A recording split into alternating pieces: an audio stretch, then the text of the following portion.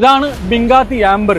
9 മാസം മുന്നേ ഈ ഒരു പ്രോജക്റ്റ് ലോഞ്ച് ചെയ്തപ്പോൾ ഞാൻ എൻ്റെ ക്ലയന്റിന് ഒരു 1 ബെഡ്റൂം അപ്പാർട്ട്മെന്റ് വിറ്റത് ഏതാണ്ട് 600 സ്ക്വയർ ഫീറ്റ് ഉള്ളതിന് 880,000 ആയിരുന്നു. ഇപ്പോൾ ഈ പ്രോജക്റ്റ് ഓൾമോസ്റ്റ് റെഡിയായി. ഡിസംബറോട് കൂടി ഈ പ്രോജക്റ്റ് ഹാൻഡ് ഓവർ ചെയ്യും. ഇന്ന് എനിക്കൊരു ബയറെ കിട്ടി. ഞാൻ ആ പുള്ളിക്ക് പ്രോപ്പർട്ടി കാണിച്ചു കൊടുക്കാൻ വേണ്ടി വന്നതാണ്. ഈ ലൊക്കേഷനും പ്രോപ്പർട്ടിയൊക്കെ ആൾക്ക് ഇഷ്ടമായി.